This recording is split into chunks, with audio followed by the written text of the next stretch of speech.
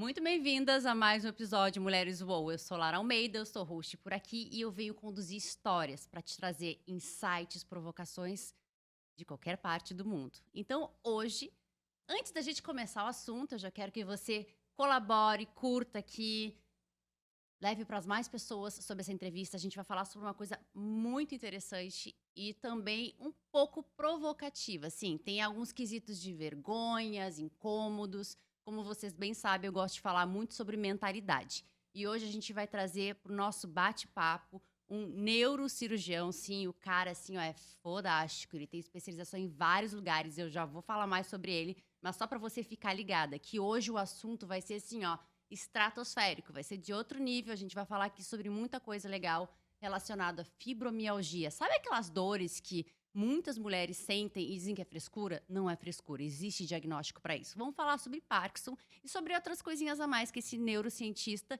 e neurocirurgião manda muito bem. Bom, então, mulheres estão prontas? Quero falar para vocês, o nosso convidado de hoje é o doutor Bruno Burjaili. O Bruno, gente, eu não vou falar agora todo o currículo dele. Primeiro eu vou deixar ele se apresentar. Vamos botar a câmera para ele. Bruno, bem-vindo. Muito obrigado, é um prazer estar aqui. Eu sou neurocirurgião e bastante voltado para o tratamento de doenças do movimento e também da dor, né? Dentro da neurocirurgia tem uma área chamada neurocirurgia funcional, que inclui essas doenças, né? Tem muito a ver com procedimentos minimamente invasivos, às vezes procedimentos, né, com agulha, implante de eletrodos, né? Por isso que coisas que parecem muito diferentes, como doenças do movimento e dor, acabam sendo da nossa área. A gente vai fazer cirurgias para tentar melhorar ou modificar a conversa que acontece no nosso sistema nervoso. E aí entra Parkinson, entra tremor essencial, por um lado, distonia, e do outro lado vão entrar as dores crônicas, com destaque aí, no nosso caso, né, de hoje, para fibromialgia. Olha só, mulherada, você que sente aquela dor às vezes pelo corpo inteiro e que não sabe o que mais fazer, talvez seja para você, seja para sua prima, para sua avó, para sua tia. Então, vamos ouvir o que o Dr. Bruno tem para dizer. E ó, olha só o gabarito dele, gente. Eu gosto assim de prestigiar as pessoas. O Bruno, ele tem especialização na Universidade de Oxford, na Inglaterra, na Universidade de Flórida e Atlanta, nos Estados Unidos, na Universidade de Lyon, na França, na Universidade de Lisboa, em Portugal. Tem a graduação dele na Federal de Uberlândia. Temos um mineiro aqui. Gosta de um pão de queijo? Ai, nossa senhora. Ó, e assim, Vixe ó. Maria. Oxi. Oxi não, oxi é coisa de capixaba, capixaba não, nordestina, né? Uai. Ai, meu Deus, olha que eu já trocando aqui, né, as regionalidades. Mas, gente, também tem uma curiosidade, tá? O Bruno, ele me falou aqui nos bastidores que quando ele estudava, ele pagava os estudos deles fazendo o quê, Bruno?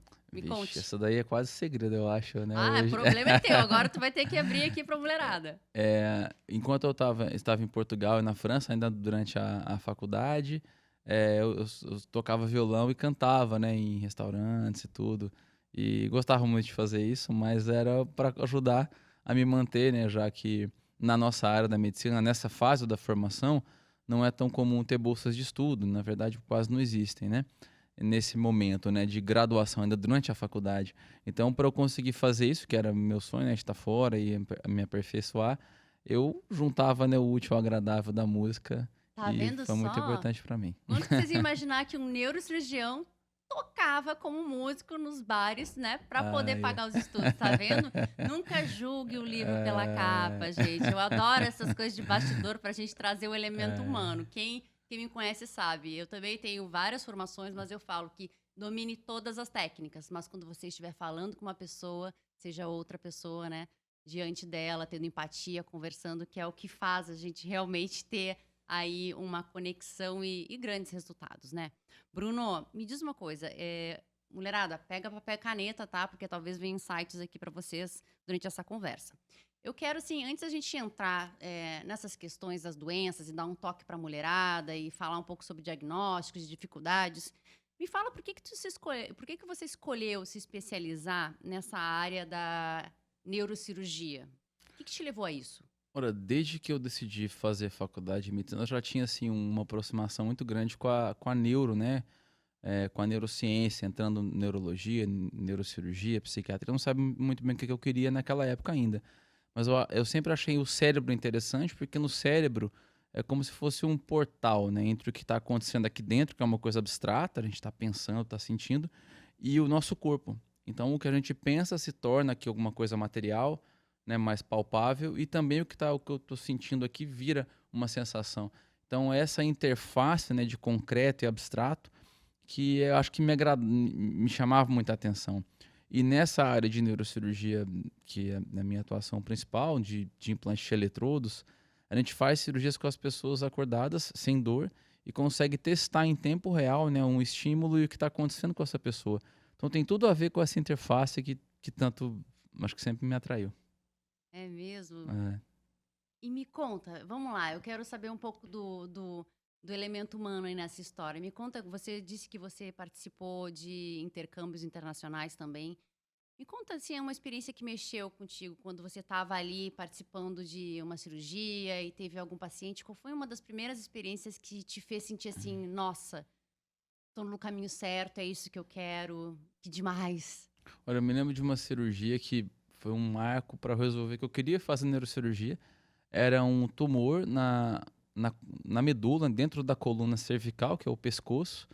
O paciente estava ali adormecido, mas o cirurgião, na época o professor, ele conseguia estimular aquele nervo lá na coluna, e quando ele estimulava, ele mexia o braço. Ele estava paralisado, então. Ele estava anestesiado, Tá. mas é uma anestesia que não é convencional, que mantém ainda algumas funções, como alguns movimentos, e ao estimular o nervo lá na coluna, ele mexia o braço, né?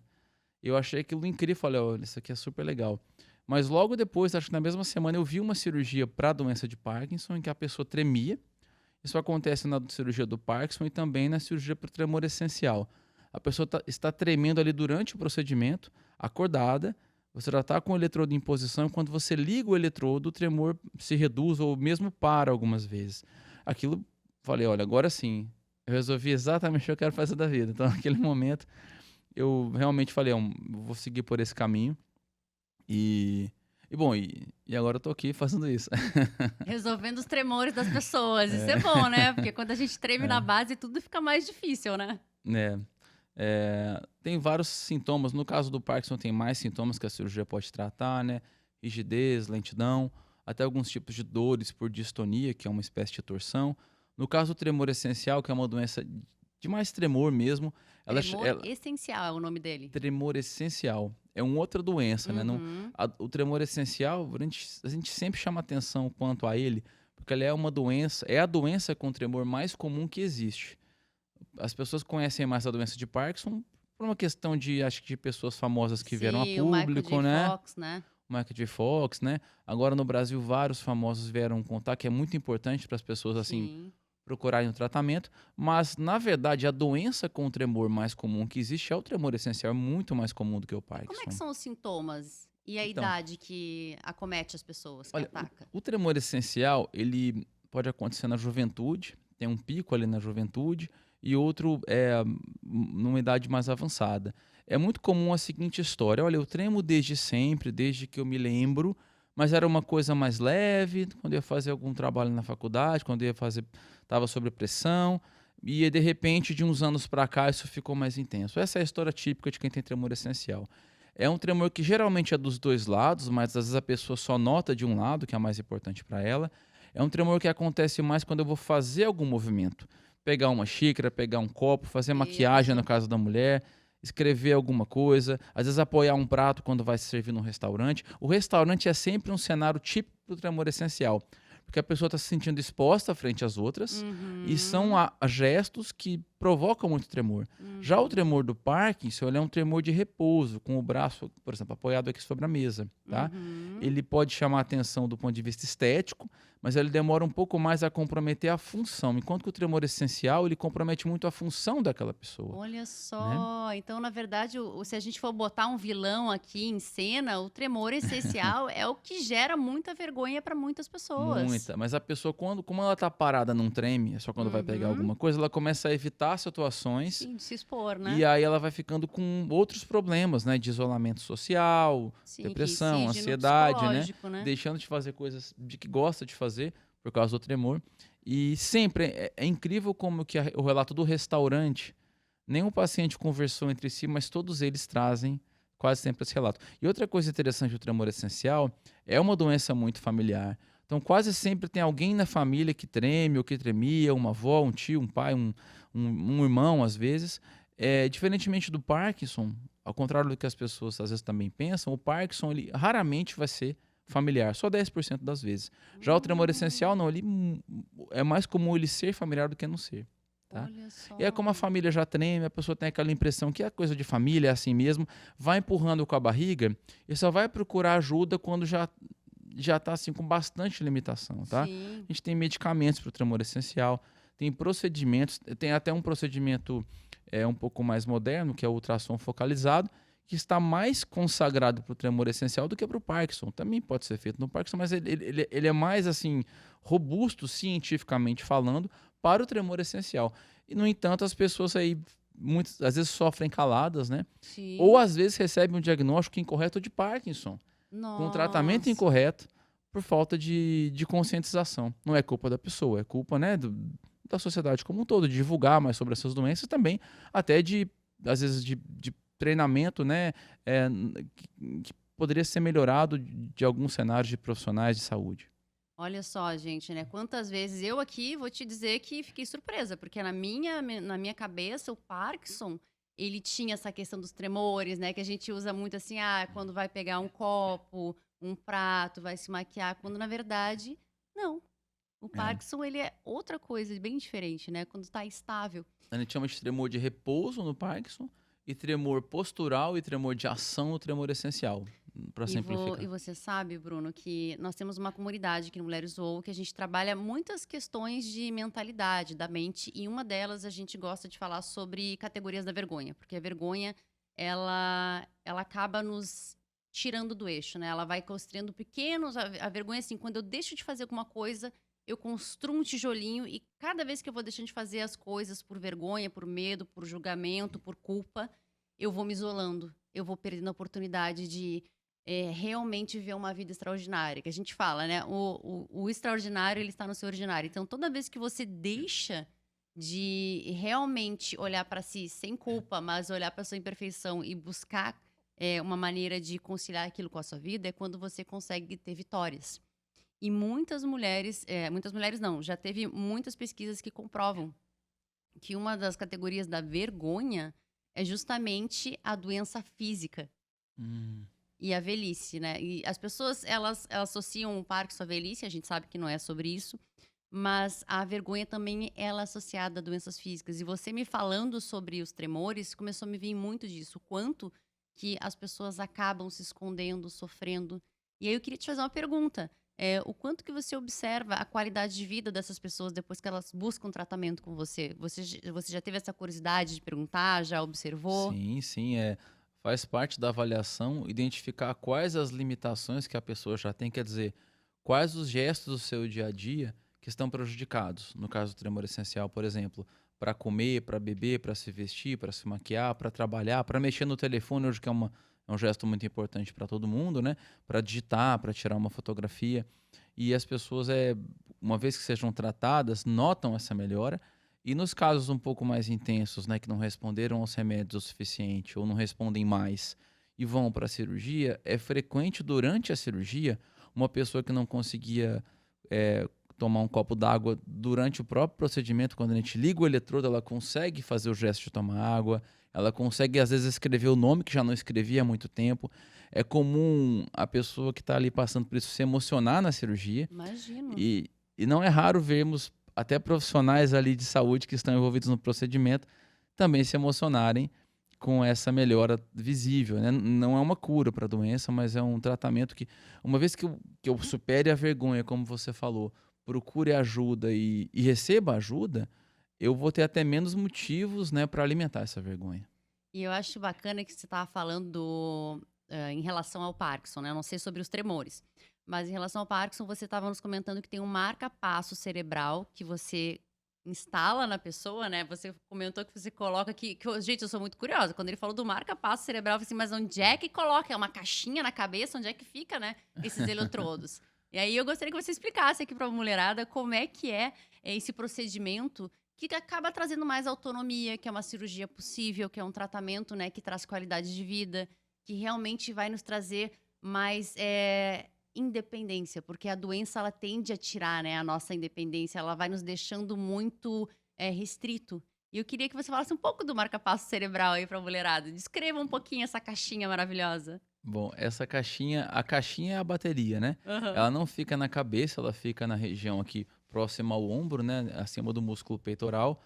No caso das mulheres, por causa do seio, fica até às vezes mais discreto, né? A gente consegue, às vezes, que isso fique não tão aparente. Mas fica tudo coberto, né? A caixinha fica aqui dentro e dá para ver ali, às vezes, uma elevação, mas Aham. escondido, não tem nenhum aparelho exposto. E desta caixinha saem fios, né? 2 fios que passam atrás aqui da orelha, vão até a cabeça, entram por um orifício, né? Um buraquinho bem pequeno, até a região que vai ser tratada. Tudo isso é feito durante a cirurgia, Aham. sem dor, né? É, A pessoa fica acordada?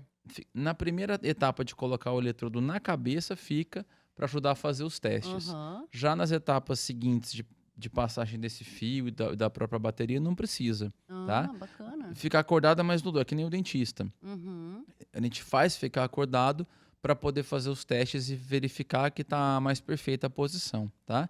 Esse marca-passo cerebral, né, que é o eletrodo de estimulação cerebral profunda, o DBS, que é a sigla em inglês, né?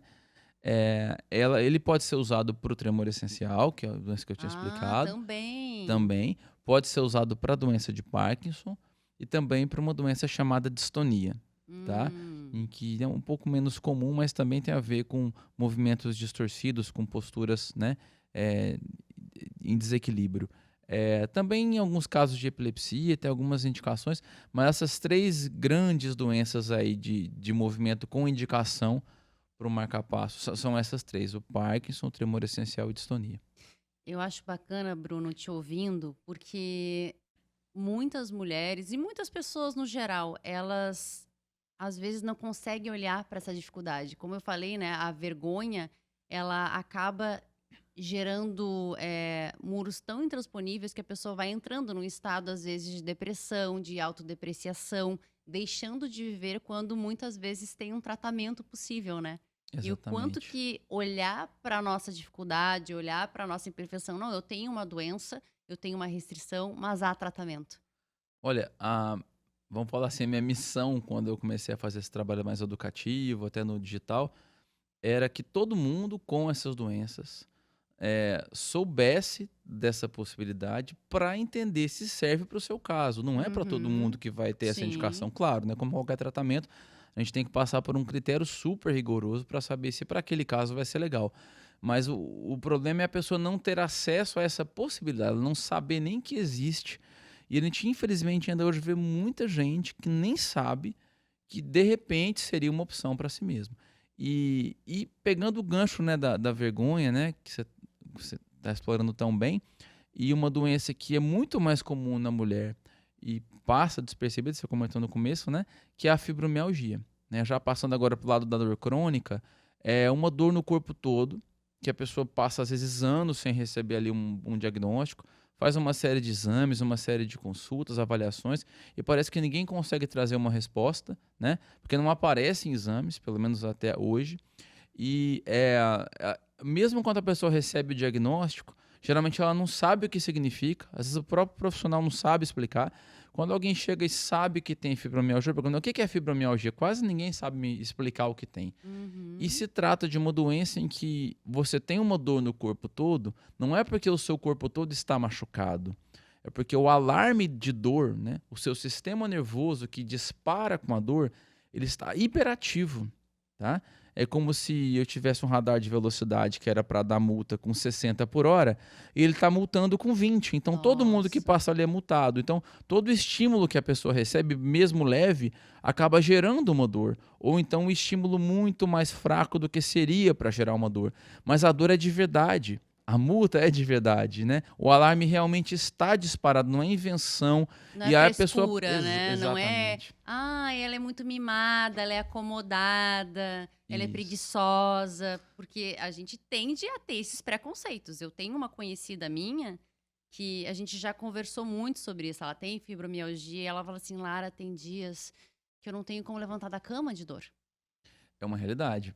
Porque imagina você que está aí ouvindo, né? Vamos supor que você não tenha dor crônica, mas você consegue se imaginar com uma dor no corpo todo, o tempo todo, né? Sim. Quem não vai ficar deprimido com isso? Quem que não vai ter insônia com isso? A gente não Tá? consegue nem pensar direito, né, Não, gente, com a dor. concentração vai embora, tem prejuízo no trabalho, tem prejuízo na vida afetiva, enfim, em todos os aspectos da vida. E como essa pessoa sofre há muito tempo dessa dor generalizada, ela já não se lembra muito bem o que veio primeiro, veio a depressão, a ansiedade, a insônia, a dor. Então é fundamental a gente fazer o diagnóstico, fazer o tratamento adequado para a fibromialgia, porque ele existe, tá? Ele vai passar por correção de medicamentos. Um exemplo típico que a gente vê no consultório, a pessoa tem uma dor, começa a perder o sono e começa a usar medicamentos para dormir que são incorretos para se tratar essa doença. Os diazepínicos, não? Os benzodiazepínicos. Benzodiazepínicos. Da família do Rivotril, né, que eu acho que é o mais famoso, frontal. O Rivotril é o clonazepam e todos esses Zepams, Zolans, eles Da família, né? são medicamentos que, claro, têm as indicações corretas em outros cenários, mas não são bem indicados para quem tem fibromialgia de modo algum, muito menos para fazer dormir, tá? E, inclusive, né, se suspeita que eles possam acentuar a médio e longo prazo a dor, porque eles vão impedir alguns mecanismos que nós teríamos para atenuar a dor, tá? Não parece, na hora em que a pessoa toma, parece que ela vai apagar e entre aspas, passar a dor, mas não se engane, tá? Então, a base do tratamento para fibromialgia é tirar os medicamentos incorretos, tá? Outro uso muito inadequado são dos derivados opioides, né, para fibromialgia. Muito difícil ter indicação, são até contraindicados geralmente, tá? São medicamentos bons para outras coisas, mas não para fibromialgia. Então, a pessoa tipicamente chega para a gente cheio de exames, diagnósticos incompletos, de uso de medicamento para dormir, uso de opioides, e tem que mudar tudo isso. Começar os medicamentos mais adequados para fibromialgia e corrigir alguns hábitos, tá? Porque já que o meu corpo está disparado para dor, eu tenho que deixar o meu corpo menos vulnerável.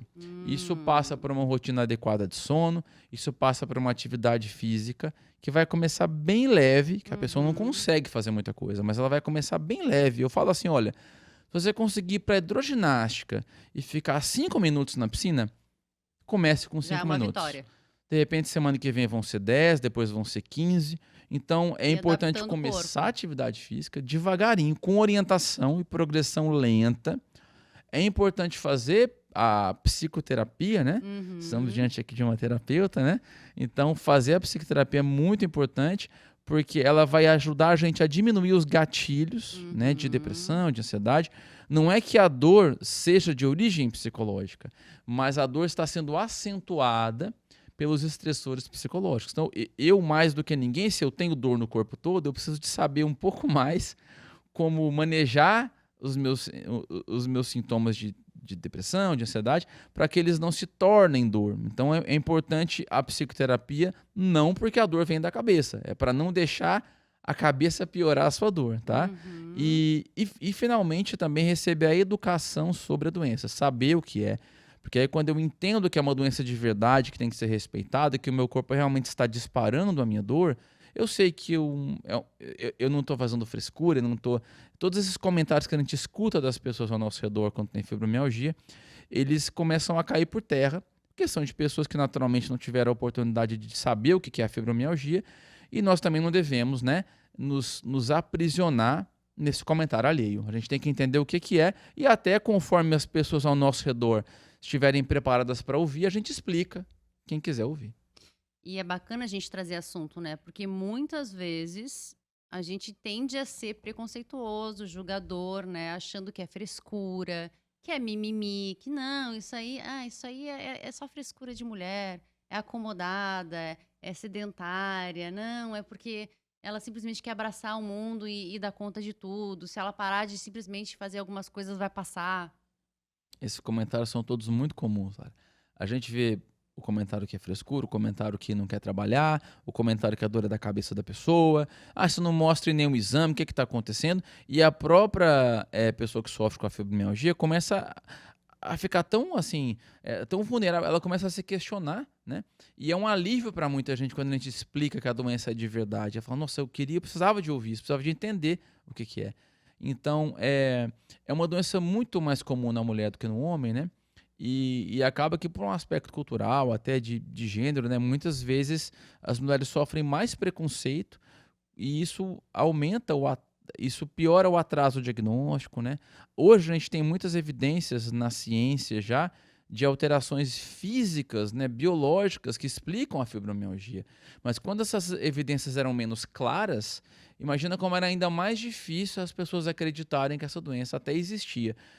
Na minha formação ainda havia a dúvida se é que existia fibromialgia. Eu ouço pessoas de formação boa, né? Por exemplo, Uhum. psiquiatras me perguntando: "Ah, existe mesmo?" Mas claro que existe, isso está mais do que definido, né? Hoje não tem mais espaço para você questionar a existência, pelo contrário, tem que saber que existe, receber o tratamento adequado, né? Implementar as mudanças de vida que são fundamentais para que você possa realmente e melhora, se E Bruno, é dá assim, para melhorar. isso é uma coisa que eu queria te perguntar. A gente sabe, né, que tanta questão de distonia, dores crônicas, eu acredito que a fibromialgia ela tá dentro desse quadro de uma dor mais crônica, né? Ela é um tipo de dor Ela é um crônica. tipo de dor Ela é quase crônica. que um modelo de dor crônica, Entendo. tá? Então é um processo longo e desafiador, né? Não Sim. é fácil da pessoa ter que tratar. E aí eu te pergunto assim, como é que você encoraja os teus pacientes? Como é que é a tua postura? Porque não deve ser fácil, né? Você vê uma pessoa ali que está se predispondo a fazer todo um tratamento, buscando terapia, buscando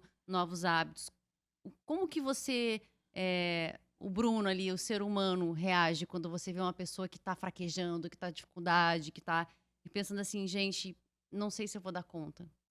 Olha, eu digo que o diagnóstico de fibromialgia, ele dura segundos, às vezes, na consulta, né. Claro, tô exagerando aqui para ser, Aham. né, mas a consulta é quase o tempo todo para que eu consiga, explicar para a pessoa a importância, a realidade daquilo, às vezes para o familiar que está do lado, para que ele respeite e veja que é de verdade. Então, o primeiro passo é entender que é de verdade, para que você possa, se comprometer a empreender as disciplinas, né. Sem as disciplinas só com remédio também, o resultado vai ser inferior, tá certo? Então, grande parte da consulta é para entender o que aquela pessoa faz, qual a linguagem que ela prefere usar, que tipo de comparação, de metáfora, de explicação vai ser mais fácil para aquela pessoa aprender, para que ela de fato entenda o que ela tem e então se motive a melhorar. Se você não conseguir fazer isso, o tratamento não vai funcionar. Não adianta só o medicamento. O medicamento pode dar uma folga, pode aumentar a confiança para que a pessoa, de repente, num segundo momento, até escute mais. Mas esse alinhamento de expectativas, você saber que é uma doença difícil, mas que tem como melhorar, ele é fundamental. Eu falo assim: se eu melhorar 1% por dia, em 3 meses eu tenho 100%, né? Em É 3 meses e 10 verdade. dias. Então 1% por dia é muita coisa. Se você voltar o retorno em 3 semanas e melhorou 10%, legal. Daqui a mais 3 semanas são mais 10, de repente daqui a 6 meses são 70%, tá? E quem sofre de dor o tempo todo e no corpo todo, se você melhorar 50%, olha que alívio que eu vou ter. Eu vou voltar a fazer coisas que eu tinha deixado de fazer, eu vou voltar a dormir melhor, eu vou, de repente, trabalhar mais disposto, eu vou melhorar o relacionamento. Os impactos, assim como a gente vai tendo essa bola de neve negativa durante a doença, quando a gente começa a melhorar, aí vem essa bola de neve positiva, né, Positiva. construtiva. E eu acho bacana, Bruno, você falando, eu vejo muito a questão da. Eu falo assim, o médico, ele tem, né, os 50% e o paciente tem 50%. Só que dentro desses 50% de cada um, se os dois derem o seu 100%, a matemática fecha, né? Porque o que que Legal. acontece? Muitas vezes o paciente, ele chega ali, tá, ok, vamos lá, vamos fazer, vamos botar ali um marca-passo cerebral.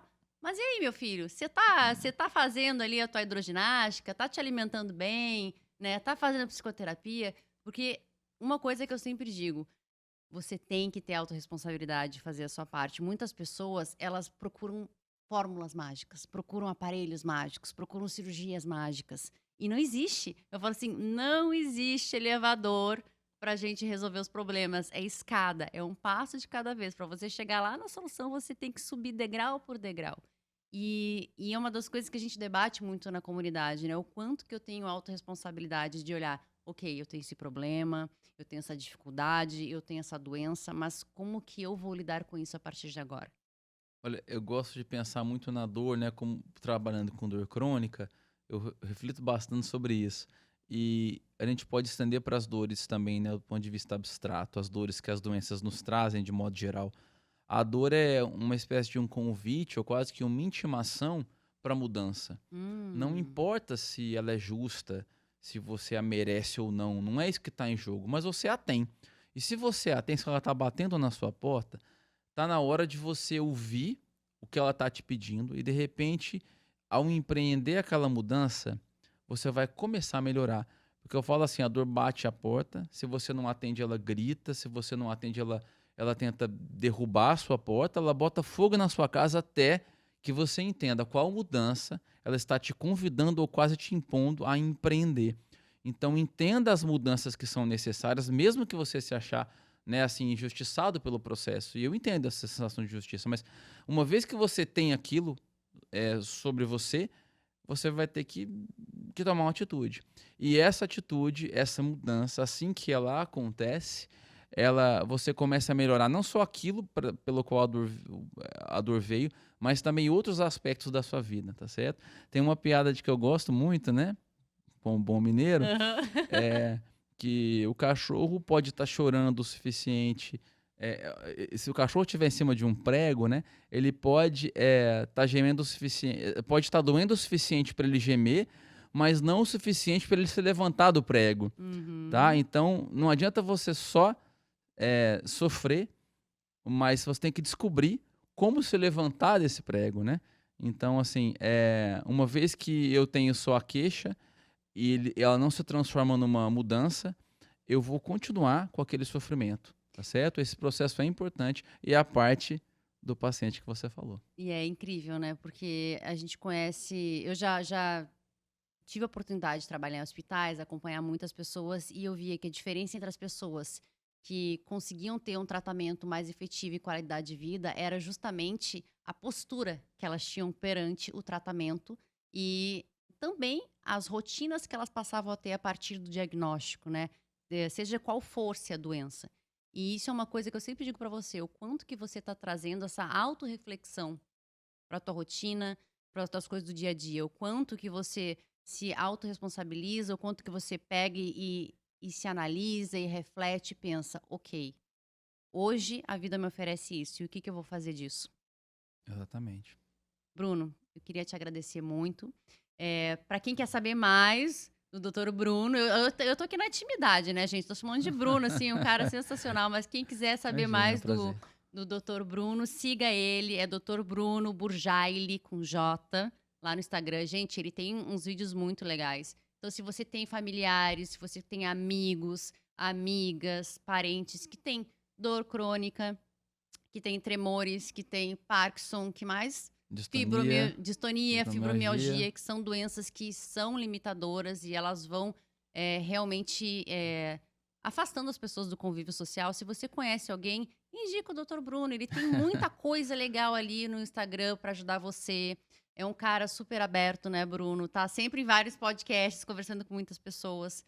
Não se limite à dor, se expanda isso. Então, essa é a mensagem de hoje. Eu queria agradecer muito você, Bruno, por ter despendido o seu tempo. O Bruno veio aqui num baita de um congresso e disponibilizou esse bate-papo para você, mulher, que para ter mais repertório na tua vida, entender que a vida não é feita de dores, né? A vida é feita de soluções. A gente trata o que um dia bate na nossa porta, certo?